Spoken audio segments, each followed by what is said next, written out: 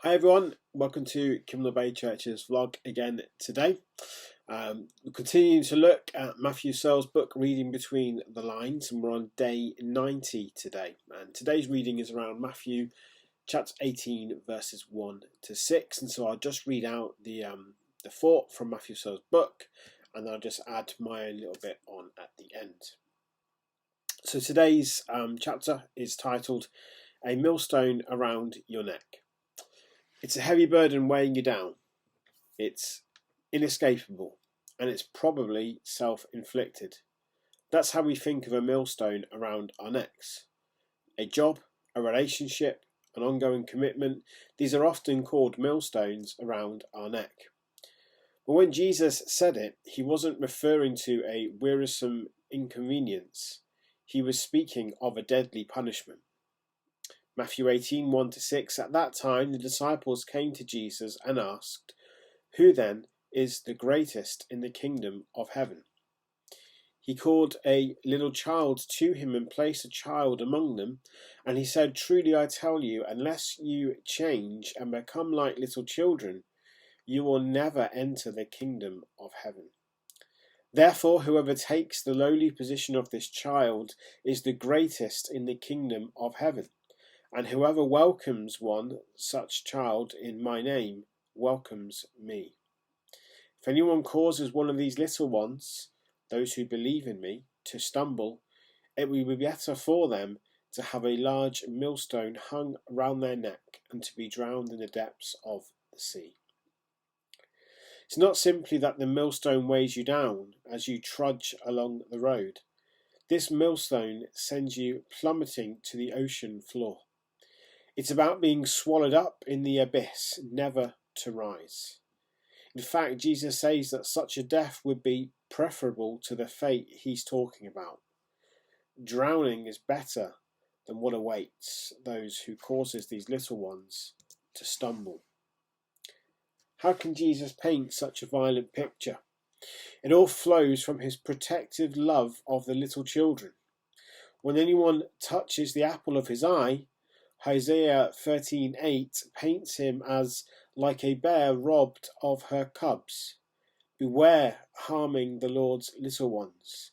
There will be terrible justice meted out, and such justice does not deny but rather expresses his love. This verse about millstones is one I often think of when child sex abuse scandals hit the news. It's a comfort to know that the horror we feel at those who harm little children is shared 1,000-fold by the Lord Almighty. We can entrust true justice to his hands. But our verse goes deeper than that. Little children is not just about literal toddlers. Every Christian is meant to be, at heart, a little child. Instead of the grasping ambitions of the upwardly mobile, we, little children, are simple, humble, dependent, happy with our lowly position. Most importantly, we are happy to just be with Jesus. And this is the essence of the Christian life. We are meant to be a little child in the arms of Jesus. His kingdom is a kindergarten of kindness. And therefore Jesus wants us humble and lowly children to receive other children into his kingdom. We are not to shut the door of the kingdom in the faces of childlike trusters in Jesus. If we do, it would be better for us to have a millstone hung around our necks and to be thrown into the depths of the sea. There's so much that's shocking about the punishment of verse 6, but perhaps the most surprising thing is who Jesus addresses this warning to. He's speaking with his disciples. They are the ones that have prompted this warning. They are the ones who have been rejecting the way of childlike trust and instead seeking glory.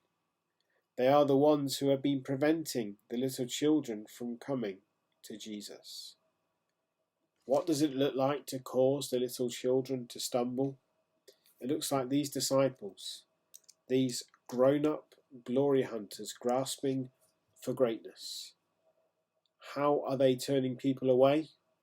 Through their power plays, through their glory grabbing, through their status seeking, through their sneering at the simplicity of the little children.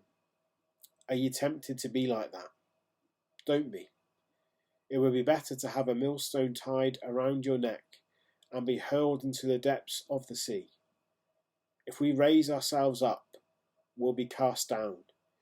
Instead, to be a great one, become a little one. When I read through that, one of the phrases that really stuck out to me was when Matt Searle says, "How can Jesus paint such a violent picture? It all flows from his protective love for the little children. When anyone touches the apple of his eye, Hosea 13:8 paints him like a bear robbed of her cubs." It made me think of once when I was younger, we were away on a family holiday in the Isle of Wight. And I'm the eldest of 6 children, so you can imagine the job my parents must have had keeping an eye on us when we all went out and about together. And on this one day, we were walking through a small place in the Isle of Wight called the Needles, and it was very busy. And as we walked, my dad suddenly said, "Where's Nicola?" Now, my sister Nicola, she would have been about 5 or 6 at the time, and she'd wandered off and we couldn't see her. And we frantically looked and we couldn't find her, but then suddenly, over the intercom, we heard, "Would the parents of Nicola Greeno please come to the office?" And you can imagine how relieved my parents must have been to hear that she was safe. And it's that sort of love and protection that Jesus has for each one of us. And we must be careful to not wander away from him. How do we do that? Well, we stay close to Jesus.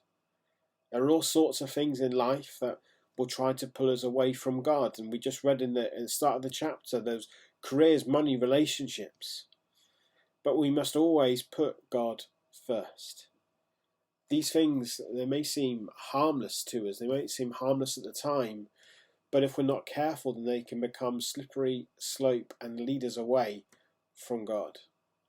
And for those that do that to us, well, as we've read, it would be better for them to have a millstone around their necks. But it's up to us to ensure that we always put God first. So when temptation rises and comes our way, when things come to try to take us away from God, we're ready to resist those temptations and stay close to our Saviour. Have a great day, everybody, and I'll see you on Sunday.